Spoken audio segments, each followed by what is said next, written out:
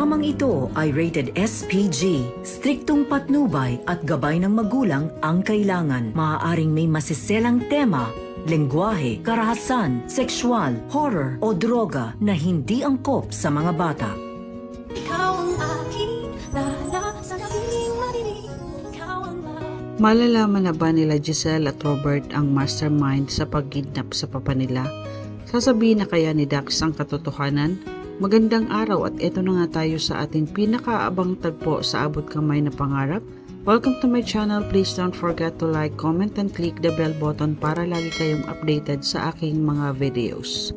Samantala, sa hindi inaasahang pagkakataon ay nabangga ni Dax ang sasakyan ni Eric habang nagmumotor ito. Galit naman na hinuli ni Eric si Dax at dinala niya ito sa presinto para pagbayarin sa danyos ng sasakyan niya. Nakikiusap si Dax kay Eric dahil wala siyang pambayad. Pero hindi pumayag si Eric na hindi siya bayaran ni Dax. Kaya naisipan ni Dax na humingi ng tulong kay Moira. Sabi ni Dax na may tatawagan lang siya at pinayagan naman siya ng pulis. Bumaba muna si Dax at agad tinawagan niya si Moira para humingi ng tulong. Sinunda naman ni Eric si Dax. Hindi alam ni Dax na nasa likod niya si Eric. Narinig ni Eric na tinawag niyang Mrs. Tanyag ang kausap nito. At ang mga sinabi ni Dax na sobra-sobra na ang ginawa kong tulong para sa inyo para maabsuelto kayo sa binanyo. Ipinagtaka naman ito ni Eric kaya naisip niya na isa si Dax sa mga kumidnap kay Don Pepe. Ikinagalit naman ni Moira ang pagtawag ni Dax sa kanya at tinanggihan niya na tulungan ito. Walang nagawa si Dax dahil binabaan siya ng tawag ni Moira.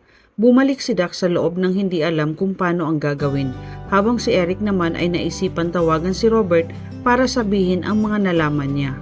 Samantala sa presinto, binawi lahat ni Nerissa ang mga sinabi niya na si Moira ang lahat ng may gawa sa pagkidnap sa papa nila, kaya ikinagalit ito ni Robert at Giselle. Hindi sila makapaniwala na naabsuelto si Nerissa dahil hindi napatunayan na totoo ang mga sinasabi nito sa kanila, kaya pati pulis ay wala din nagawa. Ikinadismaya ito ng magkapatid na si Giselle at Robert at tuluyan na itong pinakawalan. Maya-maya ay tumunog ang telepono ni Robert at agad niya itong sinagot. Ipinagtaka naman ni Robert kung bakit tumawag si Eric sa kanya. Sabi ni Eric na nasa presinto siya dahil nabangga ang sasakyan niya. Sabi ni Robert na kailangan mo ba ng tulong? Sabi ni Eric, hindi. Narinig ko kasi doon sa nakabangga sa akin na parang kilala niya si Moira at tinulungan daw siya nito para maabsuelto sa nangyari sa binan niya. Ikinagulat ni Giselle at Robert ang sinabi ni Eric at kinutuban si Giselle na tauhan nga ito ni Moira. Sabi ni Robert na kung pwede niya itong huwag paalisin. Sabi ni Eric na susubukan ko pero mas mabuti na pumunta na kayo dito, kaya agad naman ibinigay ni Eric ang address at dali-daling umalis si Giselle at Robert. Samantala sa presinto, habang hinihintay ni Eric ang pagdating ni Giselle at Robert, hindi pumayag si Eric na umalis si Dax hanggang hindi niya ito nababayaran. At maya-maya ay dumating si Robert at Giselle. Agad niyang tinanong si Eric kung siya ba. Galit na hinablot at tinanong ni Robert si Dax kung may kinalaman ka ba sa pagkidnap ng papa ko. Ikinagulat at nanlaki ang mga mata ni Dax nang makita niya si Robert. Hindi siya agad makasagot dahil hindi niya akalain na magkukrus ang landas nila.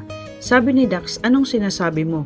Sabi ni Robert na huwag mo nang itanggi na may kinalaman ka dahil narinig ka ni Eric na kausap mo si Moira. Isa ka ba sa kasabwat ni Moira at kumidnap kay papa?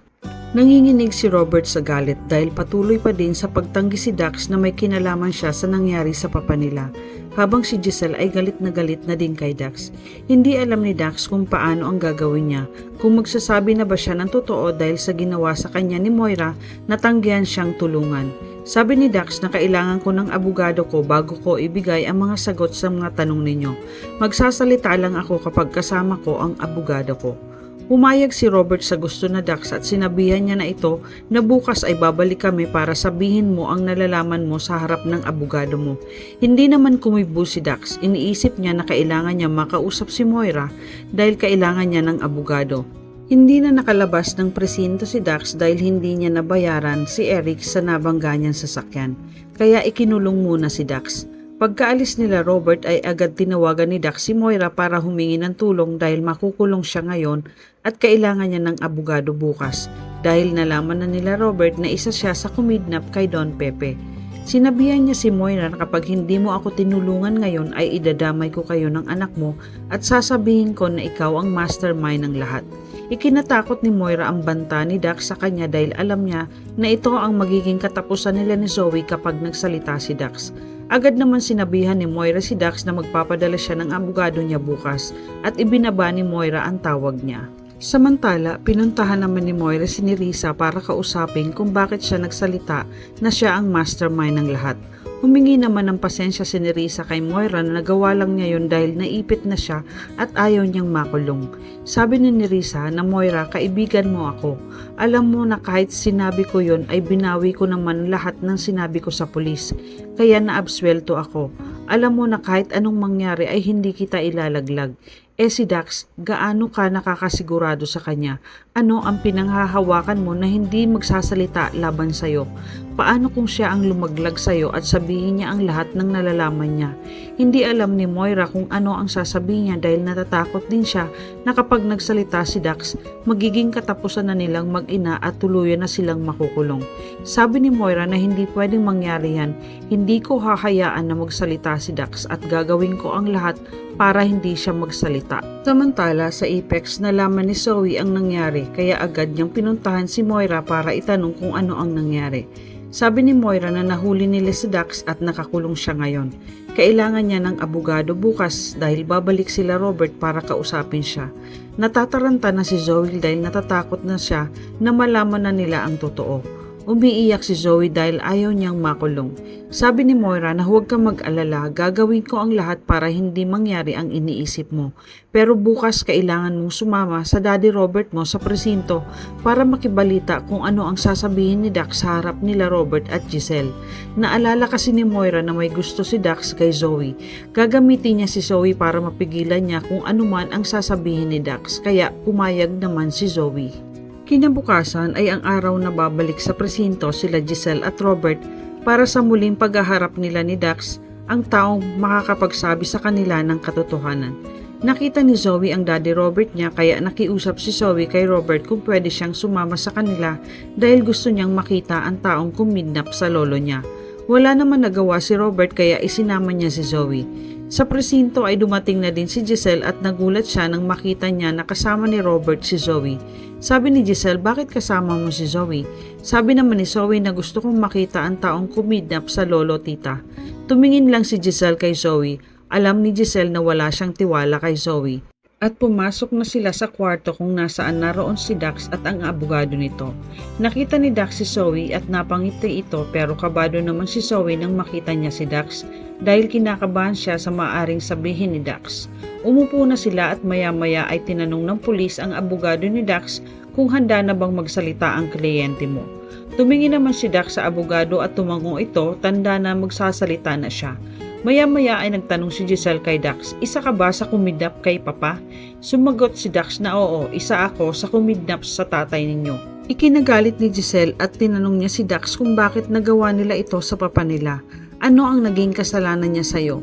Habang si Zoe ay kabadong-kabado dahil sa pag-amin ni Dax na isa siya sa kumidnap kay Don Pepe. Sa galit ni Giselle, napatayo ito at sinabihan si Dax na may isa pa akong tanong, wala ka na bang ibang kasabwat? Hindi agad nakasagot si Dax at napatingin siya kay Zoe. Nakikita niya si Zoe na takot ito at ayaw niya itong idamay dahil may pagtingin siya dito. Habang si Zoe naman ay kinakabahan sa isasagot ni Dax. Sabi ni Dax na wala kami lang ni Balahadja ang kumidnap sa papa niyo. Napaiyak si Giselle dahil alam niyang hindi nagsasabi ng totoo si Dax. Sabi ni Giselle na sinungaling ka, alam kong pinagtatakpan mo si Moira. Sabihin mo ang totoo. Kung sino ang kasabwat mo, hindi naman sumagot na si Dax kaya napaiyak na lang si Giselle. Nakahinga naman ng maluwag si Zoe dahil hindi nito sinabi na kasabwat silang mag-ina. Nakakasigurado kaya si Moira na hindi magsasalita si Dax? Ano ang gagawin nila Giselle at Robert para mapaamin nila si Dax? Yan ang ating pakaabangan dito lang sa Abot Kamay na Pangarap. Huwag bibitaw at huwag kalimutan mag-subscribe. Maraming salamat po and God bless.